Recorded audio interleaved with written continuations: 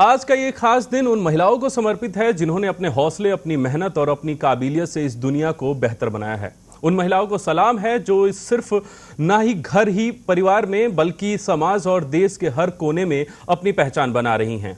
वो शक्ति हैं, वो प्रेरणा है, वो खुद में एक पूरी दुनिया है। आज हम एक ऐसे ही एथलीट के साथ हैं जिन्होंने संघर्ष को सफलता में बदला है और आगे ओलंपिक में हिंदुस्तान को टेबल टेनिस का मेडल दिलाने का दम रखती हैं। नमस्कार, मैं हूं विवेक और मेरे साथ हैं भारत की नंबर 1 टेबल टेनिस खिलाड़ी दिया शीतले। शीतले, आपका स्वागत है पत्रिका.com पर। सबसे पहले आपको वुमेन्स डे की ढेर सारी शुभकामनाएं। Thank you thank you. दिया, आपने कम उम्र में बहुत कुछ अचीव किया है और जो आपका एम है भारत के लिए ओलंपिक में गोल्ड जीतना, वो अब तक हमारे बहुत सारे लीजेंड्स खिलाड़ी रहे हैं, स्टार रहे हैं, लेकिन अभी तक वो मेडल नहीं आया। तो आपने उस मेडल के बारे में कब सोचना शुरू किया? तो एक्चुअली जब मैंने पहले स्टार्ट किया टेबल टेनिस तब सिर्फ एक हॉबी जैसा था। जब मैं 8 साल की थी तभी मैंने स्टार्ट किया। पर 2014 में मैं नेशनल चैम्पियनशिप में अंडर 12 में सिल्वर मेडल जीती। तो तभी मुझे लगा कि हाँ, ये कुछ है जो मैं प्रोफेशनली कर सकती हूँ। और तभी मतलब हॉबी से पैशन बन गया टेबल टेनिस मेरा।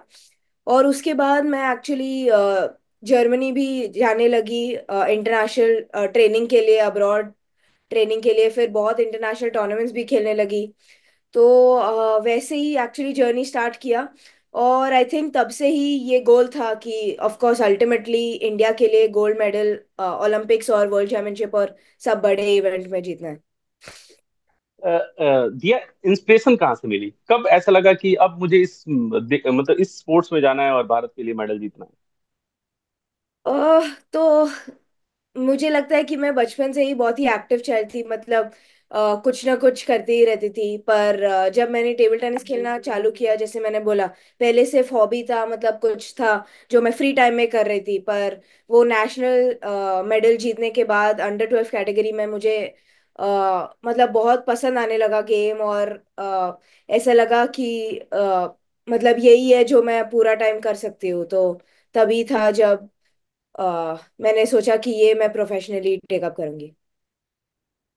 आप 7 साल तक स्केटिंग करती रही थी, आपने स्टेट लेवल पे भी मेडल जीते हैं, चैंपियन रही हैं वहां पे। तो स्केटिंग छोड़कर आपको कैसा लगा कि स्केटिंग छोड़कर उस स्पोर्ट्स को जो आपने बचपन में खेला था, तब उसके बाद भी आपका बचपन ही था, बट एक स्टार्टिंग बचपन में खेला था, उसको छोड़ के टेबल टेनिस में आने का मकसद क्या था? एक्चुअली मतलब मैंने जिमखाना में ही स्टार्ट किया। और हम पहले बहुत हॉलीडेज पे जाते थे, तो तभी एक टेबल टेनिस टेबल रहता था। तो बस मतलब फ्री टाइम में खेलते थे। तो मैंने जिमखाना में सिर्फ जैसे ही ऐसे हॉबी जैसा ही स्टार्ट किया था। मुझे कभी लगा नहीं था कि ये कुछ होगा जो मैं प्रोफेशनली टेकअप करूंगी। पर बाद में और अभी ये तो मेरी पूरी जिंदगी है। मतलब इसके अलावा और ज्यादा कुछ है नहीं। अच्छा, एज अ वुमेन एथलीट आपको इस सफर में किन किन चुनौतियों का सामना करना पड़ा? क्योंकि आज वुमेन्स डे हम सेलिब्रेट कर रहे हैं। सिर्फ एक दिन सेलिब्रेट कर देना या वुमेन्स के लिए एक दिन बना देना, मुझे नहीं लगता कि वो बहुत कुछ है। तो आप इस चीज को कैसे देखते हैं कि आपने अपनी जर्नी में किन किन चुनौतियों का सामना किया?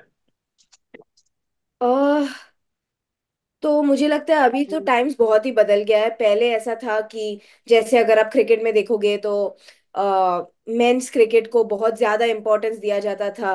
पर अभी मुझे लगता है बहुत हम्म। बहुत ज्यादा लोग वुमेन्स क्रिकेट भी बहुत मतलब देखते हैं। और बहुत लोगों को पता भी है, सब फॉलो कर प्लेयर रहे हैं लोग। वही। और मुझे लगता है अभी टेबल टेनिस में भी वो हम्म। मतलब एटलीस्ट नेशनल सर्किट में भी वो इक्वालिटी आ गया है कि दोनों को इक्वल मतलब इम्पोर्टेंस और इक्वल रिकग्निशन मिल रहा है। और मुझे ऐसा लगता है कि अभी जैसे मनिका दी और श्रीजा दोनों ही हाईएस्ट रैंक्ड प्लेयर्स है। मेन और वुमेन में दोनों ही सबसे हाईएस्ट रैंक्ड है। तो मुझे लगता है कि वुमेन भी बहुत बहुत ही अच्छा कर रहे हैं हमारे स्पोर्ट में। जैसे बैडमिंटन में पीवी सिंधु भी है, वो भी अमेजिंग कर रही है। तो मुझे लगता है कि इंडिया में बहुत सारे वुमेन प्लेयर्स भी ऊपर आ रहे हैं और उनका भी बहुत इंपॉर्टेंस बढ़ रहा है। अच्छा दिया, आपको जैसे आपने जर्नी स्टार्ट की उसके बाद से आपको बहुत सारी चुनौतियां आई होंगी आपको, मतलब किस तरह की चुनौतियां आई? आपका पहला, जब आपने स्केटिंग छोड़ के टेबल टेनिस में आई, तो परिवार का कैसा रिएक्शन था? तो एक्चुअली मेरे परिवार में सब एक्चुअली टीचर या डॉक्टर ऐसे ही है। पर जब मैंने डिसाइड किया कि मैं स्पोर्ट प्रोफेशनली खेलूंगी, तब मेरे फैमिली ने मुझे बहुत बहुत ज़्यादा सपोर्ट किया। मतलब कभी भी मुझे ऐसा नहीं कहा कि सिर्फ पढ़ाई पे ही फोकस करना है या ऐसे। मेरा सब जो भी डिसीजन मैंने लिया, हमेशा मेरे साथ थे और मुझे बहुत सपोर्ट किया। और अभी भी, मतलब अभी कभी भी अगर मैं मैच हारती हूँ या मुझे बहुत लो फील हो रहा है, तो वो हमेशा मेरे साथ है और मुझे बहुत मोटिवेट करते हैं। और हमेशा मुझे बस एक ही चीज़ बोलते हैं कि मेरा बेस्ट देने का और सिर्फ एंजॉय करने के लिए। कभी भी वो प्रेशर नहीं होता कि मुझे सिर्फ जीतना है। तो उसकी वजह से मैं जब भी खेलती हूँ, मैं बस अपना फ्री खेल सकती हूँ, और वो मतलब एडिशनल प्रेशर नहीं होता मेरे पे। और होना भी नहीं चाहिए। दिया, इस जब फर्स्ट डे आपने टेबल टेनिस पकड़ा है, हाथ में टेनिस पकड़ा होगा, उसके बाद से भारत की नंबर वन पैडलर बनने तक के सफर में कभी ऐसा लगा कि अब आगे बढ़ना मुश्किल है, या कुछ ऐसी चुनौतियां आ गई थी जिससे सामना करना मुश्किल हो रहा हो? ऑफ कोर्स मुझे लगता है हर स्पोर्ट्स पर्सन के मतलब जर्नी में ऐसा होता ही है। कोई ना कोई लो फेज आता ही है कि जब भी आपको लगता है कि मतलब ये सब मेहनत का क्या फायदा है, जब अगर आप मतलब बहुत मैचेस हार रहे हम्म। हो या ऐसे लग रहा है कि अच्छा नहीं खेल रहे हो, तो हमेशा ये थॉट आता ही है कि मैंने इतने मेहनत किया और मैं जीत क्यों नहीं रही हूँ, या फिर मतलब वो मोटिवेशन नहीं रहता है और कंटिन्यू करने का और वो सब। पर जैसे मैंने बोला, मेरे फैमिली और मेरे कोच भी, सचिन शेट्टी, वो हमेशा मेरे साइड पे थे और हमेशा मुझे मोटिवेट किया, पुश किया कि अ, मतलब कभी डाउन डाउन फेज आता है, पर उससे सीखना चाहिए और वो मिस्टेक्स आगे नहीं करने चाहिए। तो मतलब ऑफ कोर्स वो डाउट आता है और कुछ करने का मन नहीं होता है तभी। पर आई थिंक कि तभी ही वो मोमेंट है जो चैंपियंस बना, तब उधर से ही चैंपियंस बनते हैं। मतलब उसको ओवरकम बिल्कुल। करके ही अल्टीमेटली चैंपियंस बनते हैं। और मतलब जब वो डाउन फेज आता है, जब आपको वो फीलिंग नहीं आ रहा है और पुश करने का, अगर आप उसको ओवरकम कर सकते हो तो बहुत आगे जा सकते हो। तो बिल्कुल, और वो चैंपियन ही क्या जो जिसने चुनौतियों का सामना ना किया हो। दिया, आपको लगता है कि पुरुष एथलीट्स को, जो मेंस एथलीट होते हैं, वुमेन्स एथलीट में, दोनों को, मतलब हर फील्ड में, मैं आपके स्पोर्ट्स की बात कर रहा हूँ, टेबल टेनिस में समान अवसर मिलते हैं, एक जैसा सबके साथ मतलब बिहेव किया जाता है? कोचिंग की बात हो या जिम की बात हो, एक्सरसाइज के ट्रेनिंग की बात हो। जैसे मैंने बोला, मुझे लगता है कि अभी टाइम्स बहुत चेंज हुए हैं और अभी मुझे लगता है कि बहुत इक्वालिटी आ गया है मैन और वुमेन में। और दोनों को ही बहुत ज्यादा रिकग्निशन मिल रहा है। चाहे वो मैन या वुमेन प्लेयर्स हो, सबको इक्वल रिस्पेक्ट, इक्वल रिकग्निशन मिल रहा है। तो मुझे लगता है ये बहुत ही अच्छी चीज़ है, क्योंकि दोनों ही सेम लेवल ऑफ मेहनत करते हैं और दोनों को उतना ही मतलब हार्डवर्क करना पड़ता है वो लेवल तक पहुंचने के लिए। दिया, आजकल मतलब होता है ना कि जब बॉयज घर में बोलते हैं ना कि मुझे स्पोर्ट्स में जाना है या मुझे ये प्लेयर जैसा बनना है, तो उनको सपोर्ट के लिए मतलब लगभग सब लोग खड़े होते हैं। लेकिन जब वुमेन्स बोलती है तो कई तरह की दिक्कतें होती हैं, कई तरह के सवाल पूछे जाते हैं, समाज में कई तरह के सवाल होते हैं। क्या आपको इस फेज से गुजरना पड़ा कभी? नहीं, फॉर्चुनेटली मुझे कभी ये डिफिकल्टी नहीं आई, क्योंकि जैसे मैंने बोला, मेरे पूरे फैमिली ने बहुत बहुत ज़्यादा सपोर्ट किया था जब मैंने डिसाइड किया था कि मैं टेबल टेनिस प्रोफेशनली खेलना चाहती हूँ। और थ्रू आउट द जर्नी मुझे लगता है वो हमेशा मेरे साथ थे और मुझे बहुत ही सपोर्ट किया। तो मैं बहुत ही लकी हुई है इसके लिए। तो मतलब इसका परिणाम यही है कि अगर वुमेन्स एथलीट को आगे बढ़ाना है तो परिवार का सपोर्ट बहुत जरूरी है। यस डेफिनेटली, मतलब मुझे लगता है कोई भी एथलीट, मैन या वुमेन, हम्म। वो मतलब you need to have that right people around you, और वो पूरा सपोर्ट होना बहुत बहुत ज्यादा जरूरी होता है। दिया, एक ऐसा मोमेंट जो आप हमारे साथ शेयर करना चाहेंगे जो आपके लिए अब तक यादगार रहा हो, टेबल टेनिस की बात कर रहा हूँ। ऑफ कोर्स जब मैं नेशनल चैंपियन बनी, क्योंकि मैं पहले भी मतलब अंडर 15, अंडर 18, अंडर 21 में नेशनल चैंपियन बन चुकी थी। पर सीनियर मतलब वुमेन कैटेगरी में कभी नहीं बनी थी, और ये मेरा फर्स्ट टाइम था जो मैं सीनियर नेशनल चैंपियन बनी। और ऑफ कोर्स ये एक माइलस्टोन था जो मुझे डेफिनेटली अचीव करना था। ये इंडिया में सबसे बड़ा टूर्नामेंट होता है national championship, senior national champion बनना वो बहुत हम्म। बहुत बड़ी चीज होती है। और मुझे लगता है मैंने और मेरे पूरे टीम ने बहुत बहुत ज्यादा मेहनत की थी, इसके पहले बहुत ज्यादा प्रेपरेशन किया था। और ऑफ कोर्स फिजिकली, फिर गेम वाइज क्या क्या मुझे स्ट्रैटेजीज एग्जीक्यूट करने हैं, पर मेंटली भी बहुत बहुत प्रेपरेशन किया ये टूर्नामेंट के पीछे, क्योंकि ऐसे टूर्नामेंट में मुझे लगता है कि सभी प्लेयर्स बहुत अच्छे हैं और सबको ही जीतना है।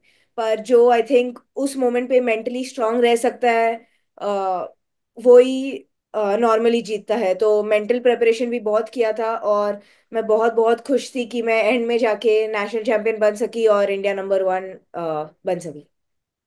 पर ऑफ कोर्स आई मुझे लगता है कि 2023 में मुझे इंजरी हुआ था, तो उसके बाद भी वापस आना थोड़ा मुश्किल था, क्योंकि मैं थोड़े टाइम के लिए प्रैक्टिस नहीं कर पाई।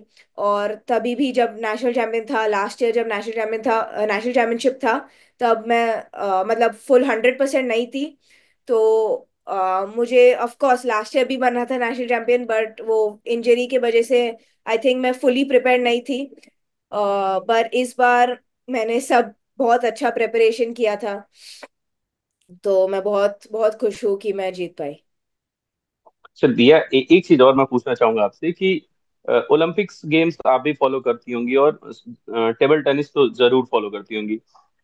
ऐसा क्या होता है कि हम लोग अन्य दूसरे टूर्नामेंट्स में मेडल जीत लेते हैं, लेकिन जब हमारे बड़े वही प्लेयर, स्टार प्लेयर्स ओलंपिक जैसे इवेंट्स में जाते हैं तो वहां मेडल नहीं आ पाते हैं।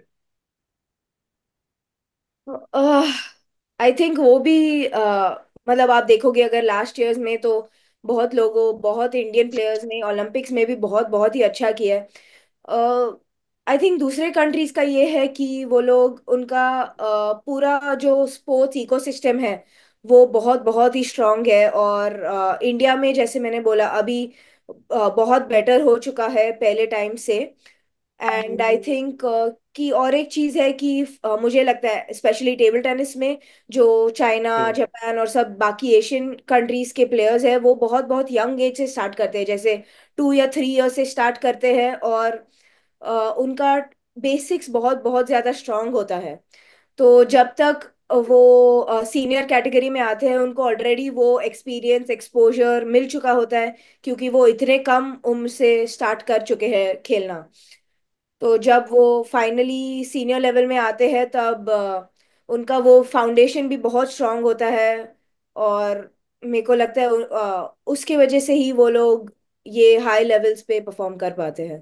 पर आई थिंक अच्छा इंडिया दिया। भी, पर मुझे लगता है जैसे इंडिया भी बहुत बहुत आगे बढ़ चुका है। जैसे एथलेटिक्स में नीरज चोपड़ा भी जीते हैं, फिर बिल्कुल। जैसे मैंने बोला बैडमिंटन में पीवी सिंधु ने भी 2 मेडल जीते हैं। तो ये सब मुझे लगता है धीरे धीरे चेंज हो रहा है, और आगे टाइम्स में और भी मेडल्स जीतेंगे इंडिया। अच्छा दिया, आपने बोला कि उनका इंफ्रास्ट्रक्चर, उनकी उनका स्पोर्ट्स इको ही अलग है। जब आप टेबल पे उतरती हैं तो क्या इसका मेंटल प्रेशर भी होता है कि उसका स्पोर्ट्स अलग ही है, हमारा स्पोर्ट्स या जिस बैकग्राउंड से आते हैं उसका अलग है? आई थिंक गेम वाइज अगर आप देखोगे तो हम ऑलमोस्ट वो लेवल पे है।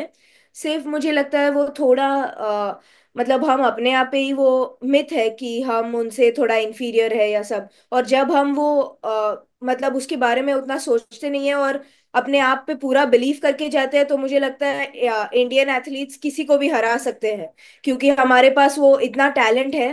पूरे इंडिया में ही मुझे लगता है इतना टैलेंट है। और सब इंडियन एथलीट मुझे लगता है बहुत बहुत हार्ड वर्किंग है और बहुत इंटेलिजेंट भी है।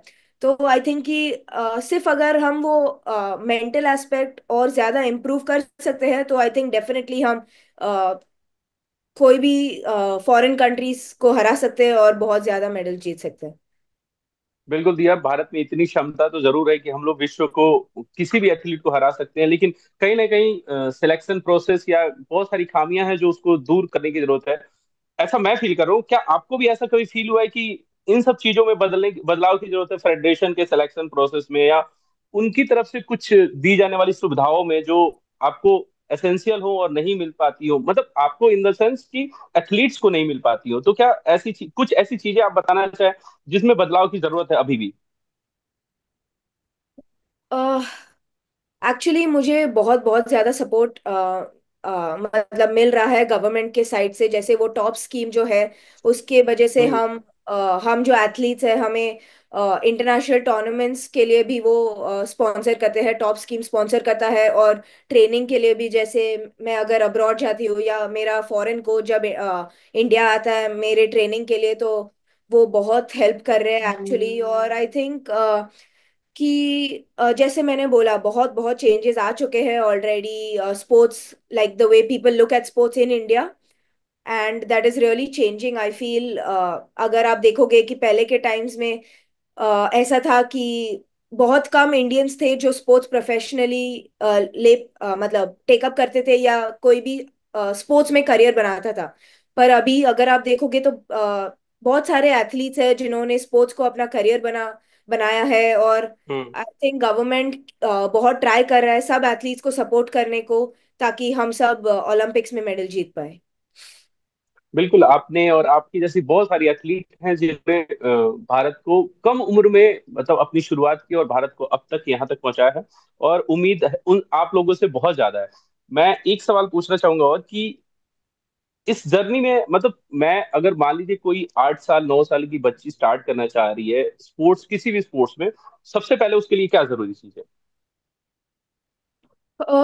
आई थिंक मुझे लगता है कि फर्स्ट आई थिंक पूरा फैमिली का सपोर्ट होना बहुत बहुत ज्यादा जरूरी है। क्योंकि जब हम्म। वो छोटे हैं और अगर वो ऐसे टफ फेज से गुजरते हैं जिधर उतना परफॉर्मेंस नहीं आ रहा है या फिर लो फेज चल रहा है, तो वो जब आप राइट पीपल के अराउंड हो और जब वो सपोर्ट मिले, तब आप like you get that confidence in your self that you can still do it, when everyone is standing hmm. Behind. And also मुझे लगता है कि बस एंजॉय करना पूरा टाइम, सिर्फ विनिंग लूजिंग के पीछे नहीं जाना, पर अ, वो एंजॉयमेंट होना चाहिए। कि हाँ, मुझे ये एक्चुअली करना है प्रोफेशनली, ऐसे नहीं होना चाहिए कि कोई फोर्स कर रहा है आपको करने के लिए। तो वो एंजॉयमेंट और सिर्फ अपना बेस्ट देना एवरी मैच, सिर्फ सिर्फ अपना बेस्ट देना और हार्ड वर्क करते रहना। दिया, आपने बताया कि परिवार में आपको सबसे बहुत अच्छा सपोर्ट मिल रहा है। एक जरूर सदस्य होता है जो परिवार में फैमिली मेंबर होता है जो आपको हर चीज में सपोर्ट करता है। वो आपके परिवार में कौन है जो आपके लिए बैकबोन है? मेरे मॉम और डैड दोनों ही आई थिंक। जैसे मेरी जब मैं इंटरनेशनल ट्रेनिंग के लिए जाती थी पहले, जब मैं छोटी थी, तब मेरी मॉम हर जगह आती थी मेरे साथ। जर्मनी में भी आती थी वो। और मेरे डैड भी जब भी पॉसिबल है तब इंडियन टूर्नामेंट्स में हमेशा ही आते हैं मेरे साथ, दोनों ही हमेशा ही रहते हैं जब भी पॉसिबल है उनको। और सिर्फ जब मैं खेल रही हूँ और मुझे पता है कि वो स्टैंड्स में है और मुझे सपोर्ट करेंगे, नो मैटर मैं जीतती हूँ या हारती हूँ, वो मेरे माइंड में है कि वो हमेशा मेरे साथ है और हमेशा मुझे सपोर्ट करेंगे। तो उस चीज से मैं और भी फ्री खेल पाती हूँ और अपना बेस्ट दे पाती हूँ। दिया, एक मैसेज जो आप युवा एथलीट्स को देना चाहेंगी? जैसे मैंने बोला, मुझे लगता है विनिंग विनिंग और लूजिंग तो होता ही रहेगा स्पोर्ट्स में। पर जरूरी है कि जब आप हारते हो तब आप उससे सीखो और आगे बढ़ो। और आई थिंक सिर्फ एंजॉय करते रहना है। और ऑफ कोर्स पेशेंस रखना ही पड़ेगा, क्योंकि स्पोर्ट्स बहुत ही लंबा जर्नी है।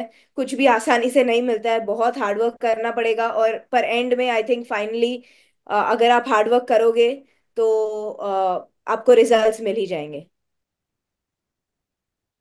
थैंक यू दिया हमारे साथ बात करने के लिए। Thank you.